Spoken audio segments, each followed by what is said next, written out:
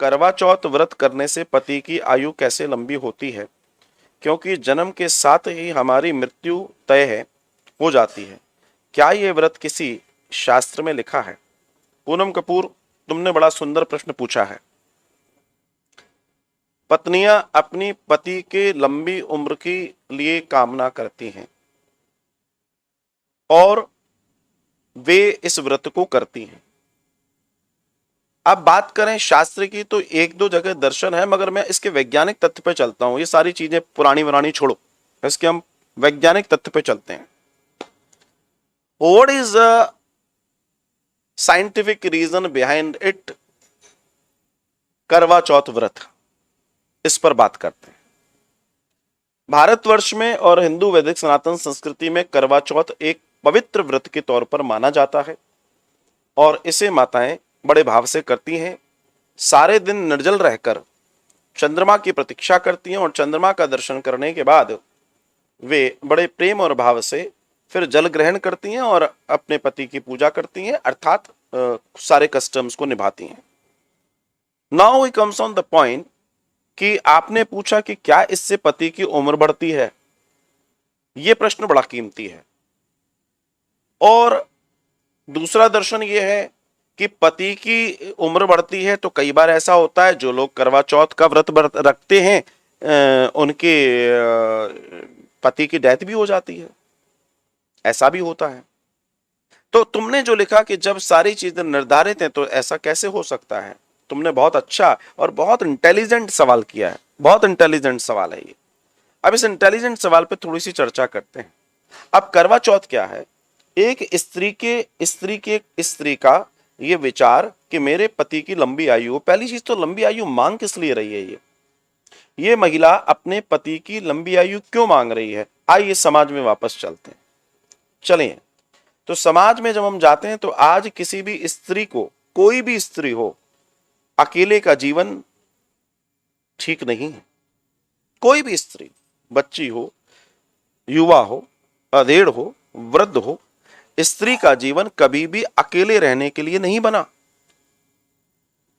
उसको सुरक्षा की जरूरत होती है, उसको लोगों की जरूरत होती है जो उसकी सुरक्षा करें। बहुत ध्यान से समझिएगा मेरी बात को।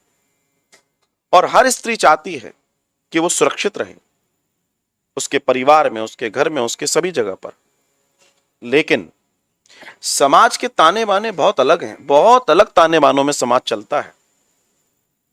आज भी अगर पुरुष अकेला रह जाएगा तो उसके लिए इतनी परेशानी नहीं है, लेकिन अगर स्त्री अकेली रह जाती है तो उसका बकाया जीवन जीना पहाड़ जैसा होता है, क्योंकि उसको अपने बेटे या बहुओं के आश्रित में रहना पड़ता है।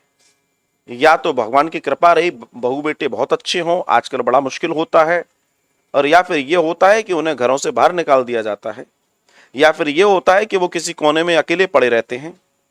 ऐसे में पुरुष कुछ भी कर सकता है। पुरुष को घर से बाहर निकाल लो, कहीं जाकर स्टेशन पे लेट जाएगा, उसका कुछ नहीं बिगड़ने वाला। लेकिन स्त्री कहां जाएगी? स्त्री कहां सोएगी रात को?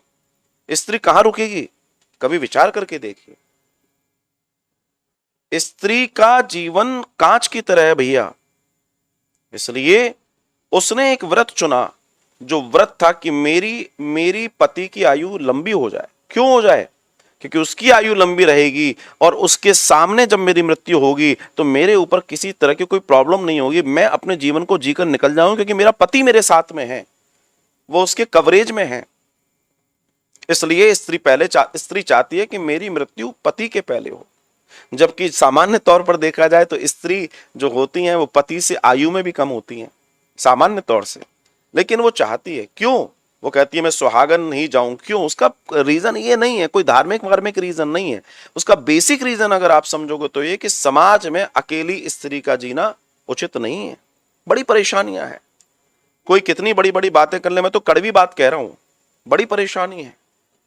उस संदर्भ में एक स्त्री एक व्रत रखती है जिसमें चंद्रमा का दर्शन है। अब आप इसके और विज्ञान में जाएं। चंद्रमा मन का कारक है, बहुत ध्यान दीजिएगा। चंद्रमा मन का कारक है, और जब उसने सारे दिन व्रत रखा है तो व्रत रखने से उसका स्टैमिना और उसकी जो ऊर्जा है उसके शरीर की बहुत बढ़ चुकी है, और वो बहुत देर से चंद्रमा का इंतजार कर रही है। वो इसलिए इंतजार नहीं कर रही कि उसको भूख लगी है, क्षमा कीजिएगा, वो इसलिए इंतजार कर रही है कि उसका दर्शन करे और अपने पति की पूजा करे। For what? चंद्रमा मन, अब सुनिए, चंद्रमा मन का कारक है और चंद्रमा जल का कारक है, इसलिए उसको जल अर्पित किया जाता है। जल का स्वामी भी चंद्रमा है। ऐसी स्थिति में उस बॉडी में जिसने व्रत रखा है सुबह से, बहुत ध्यान दीजिएगा, उस बॉडी ने जिसने सुबह से व्रत रखा है उसकी ऊर्जा बहुत गुना बढ़ चुकी है और वो बहुत पॉजिटिव है। वो स्त्री जिसने व्रत रखा है वो बहुत पॉजिटिव है और उसकी पॉजिटिव सोच आज जो विचार कर रही है वो घटना घट जाएगी। उसकी पॉजिटिव सोच जो आज विचार कर रही है वो घटना घट जाएगी। अगर उसकी पॉजिटिव सोच ये कह रही है कि मेरे पति की आयु बढ़ जाए तो कोई बहुत बड़ी बात नहीं है। दिस इज द साइंस कि हम अपनी सोच से कुछ भी कर सकते हैं। सोच में इतनी ताकत है। सोच में लोग अपने चेहरे की आकृति बदल लेते हैं, मैं प्रमाण दूंगा आपको। सोच में इतनी ताकत है कि विज्ञान कहता है कि सोच कुछ भी कर सकती है। अगर मैं आपसे कहूं आप मेरे पास एक गिलास पानी लाइए और मैं उस पानी को देखकर ये कह सकता हूं कि ये पानी कड़वा है, आप कहेंगे मैंने अभी मटके से भरा, मैं आपसे कहूंगा पीकर देखिए। मेरे पास इतनी ताकत है कि मैं अपनी सोच से उस पानी में कड़वाहट ला सकता हूं। ये आप भी कर सकते हैं, बस थोड़ा सा अपनी ऊर्जा को कैलकुलेट करने की और समाहित करने की जरूरत है। अगर आप सोचें पानी बहुत मीठा है, वो पानी मीठा हो जाएगा, आपकी सोच से है। सो उस महिला की सोच जिसने व्रत रखा है, बेचारी ने सुबह से, बल्कि रात्रि से ही उसने व्रत रख लिया। आप सोचिए वो एम्प्टी स्टमक है। जब हम भी व्रत रखते हैं, व्रत का विज्ञान क्या है? अपनी ऊर्जा को बढ़ाना। व्रत इसलिए रखा जाता है अपनी स्टेमिना को बढ़ाना, अपने अंदर के टॉक्सिन्स को बाहर निकालने के लिए व्रत रखा जाता है। लेकिन अगर किसी व्रत के साथ कोई विचार ग्रो कर रहा है तो वो विचार है मेरे पति की लंबी आयु हो। सिर्फ इसलिए नहीं हो, क्या अब जब वही नहीं रहेगी तो लंबी आयु का क्या करेगी, बट उसका बलिदान देखिए, उसका परिमाण देखिए और उसका वो लक्ष्य देखिए। एक स्त्री अपने जीवन में मेरे ख्याल से अगर 100 व्रत रखती होगी तो उसमें से 99 व्रत ऐसे होते होंगे जो उसके लिए नहीं है।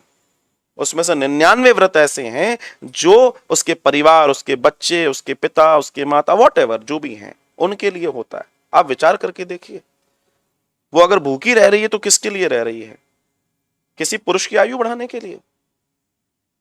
उसमें उसकी आयु बढ़ाने वाला तो कोई मैटर ही नहीं है। आप विचार कीजिए, उसमें उसकी कोई आयु नहीं बढ़ रही। वो अगर संतान साते का व्रत रखती है तो उसमें उसके बच्चों की आयु बढ़ती है, उसकी आयु नहीं बढ़ती। वो जितने व्रत रखती है उन व्रतों में वो सुहागिन होने की चर्चा करती है, वो अपने सुहाग को बनाए रखने की चर्चा करती है। आप मुझे बताइए, सुहाग को बनाए रखने का मतलब क्या है? उसका जो पति है उसकी आयु बढ़े या उसका यश, उसका वैभव, उसका संपन्नता बढ़े। Could you imagine? कभी स्त्री ने कभी ये विचार किया है कि वो अपने लिए कोई व्रत रख ले? मुझे नहीं लगता कि शायद ही कोई ऐसा व्रत हो जो स्त्री अपने लिए रखती हो। लेकिन उस स्त्री की अपनी जो वैचारिक स्थिति है, जो विचार है, जो डेवलप हुआ पूरे दिन के व्रत से, उसकी जो ऊर्जा इकट्ठी हुई है, और जब वो चंद्रमा का दर्शन कर रही है, ध्यान रखिए फिर मैं आपको विज्ञान से जोड़ रहा हूं, जब वो चंद्रमा का दर्शन करती है तो चंद्रमा को जब वो देखती है, वो एम्प्टी स्टमक, उसकी जो ऊर्जा बनी है वो ऊर्जा इतनी ताकतवर होती है, मैं तो कहता हूं अगर वो किसी को उस समय आशीर्वाद और श्राप दे देगी ना तो वो तुरंत फलीभूत हो जाएगा। इतनी ताकत होती है, इतनी ताकत होती है उस स्त्री में कि अगर वो किसी को आशीर्वाद और श्राप दे दे, मैं सत्य बता रहा हूं आपको, माताओं की ताकत का अंदाजा किसी को है नहीं। वो सती होती हैं, उनके अंदर भगवती का पूरा तेज है, लेकिन वो अपने तेज को संभाल नहीं पाती। शायद ये भी एक बड़ा गड़बड़ है, पर जो संभालती हैं, मैं उन माताओं के लिए कह रहा हूं कि उनसे बड़ा कोई दर्शन नहीं है।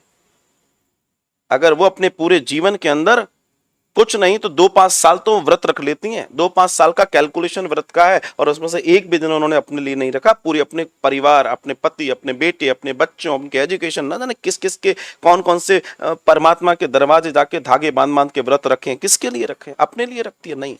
लेकिन ये जो व्रत है इसके पीछे का साइंस समझिए। वो कहती है मेरे पति की आयु लंबी हो जाए, और मैं गारंटी करता हूं इस बात का, क्योंकि मन के विज्ञान की ऊर्जा पर मैंने काम किया है। मन का विज्ञान इतना ताकतवर है कि ब्रह्मा की लेखनी को बदल सकता है।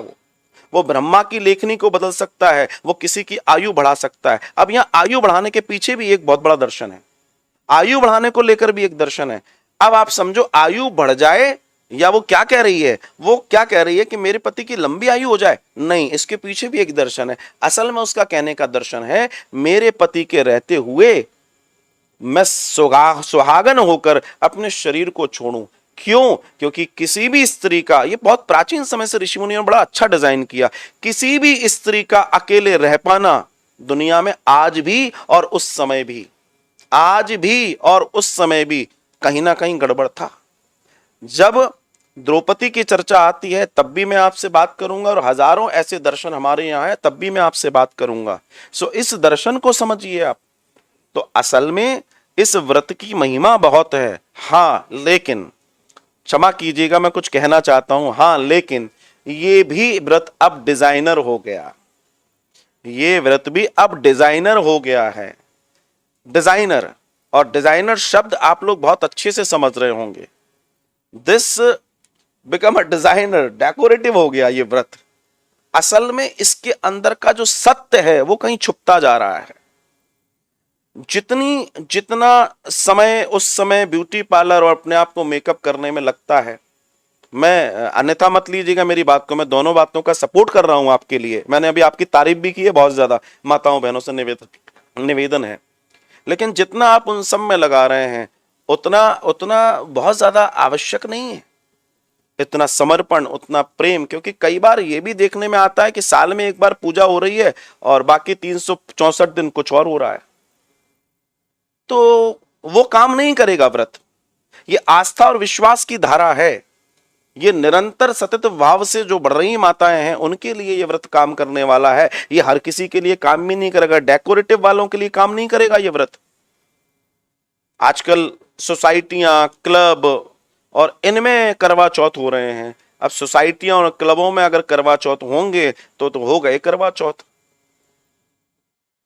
उस स्टोरी को, वो जो कहानी है करवा चौथ की, वो जब माताएं बहनें अपने घरों में बैठ के एक दूसरे के साथ, बड़े बुजुर्गों के साथ बैठ के सुनाती थी, तो उसकी भी तो ऊर्जा फूटती थी। क्योंकि वो सारे दिन से जब जब भूखी प्यासी हैं तो वो जिस विचार पर मंथन कर रही हैं वो विचार भी तो बड़ा विस्फोटित होने वाला है, और वही विचार उनके अंदर महान दर्शन पैदा करने वाला है। कभी इस बात पर विचार करना होगा। तो जिन माताएं बहनों के द्वारा निरंतर अपने अपने सम्मान, अपने पति, अपने परिवार, अपने घर को लेकर हमेशा सीरियसनेस रहती है, और वो हमेशा अपने परिवार को जोड़ने, उन माताओं के द्वारा किया गया ये व्रत महान व्रत होता है और इसका कोई छोर नहीं है। और एक और चीज ध्यान रखना, जब यमराज से सावित्री अपने पति सत्यवान को मुर्दे से जिंदा कर सकती है, तो ये व्रत किसी की आयु नहीं बढ़ा सकता, संभव नहीं है। बस एक बात कहता हूं, सावित्री बन जाओगे तो सत्यवान को भी जिंदा किया जा सकता है। बाकी तो फिर जो दर्शन है उसके लिए मैं बहुत ज्यादा कुछ नहीं कह सकता। बट अगर स्त्री चाहे तो उस समय की जो स्थिति, पूरा सर्कमस्टेंसेस जो बनते हैं वो इतने वैज्ञानिक हैं कि वो किसी के लिए भी फ्रूटफुल हो सकते हैं, लाभप्रद हो सकते हैं, और वो आंदोलन हो सकता है कि आराम से हो। तो आज के समाज में भी मैं कहता हूं ऐसा करना चाहिए। मैं देख रहा हूं बहुत बुरी स्थिति है, क्योंकि मैं तो जो लक्ष्य लेके चल रहा हूं, प्रतिदिन लोगों से चर्चा करता हूं, माताओं के रोते हुए फोन आते हैं। अगर आज वो कहती हैं कि हम वो पहले चले गए, काश हम चले जाते, आज वो कहती हैं कि मैं क्या करूं गुरुजी, मैं अकेली हूं, वो खत्म हो गए, अब हमें कोई पूछता नहीं है। ये अगर कोई पुरुष हो तो पुरुष को इतना फर्क नहीं पड़ता, तो कहीं जाएगा, नौकरी कर लेगा, चाकरी कर लेगा, पड़ा रहेगा, चौकीदार बन जाएगा। स्त्री कहां जाए? इसलिए स्त्री कहती है कि मेरे पति से पहले मैं अपने शरीर को छोड़ दूं, जिससे वो सुख और आनंद के साथ अपने आनंद, अपने परमानंद को जाने।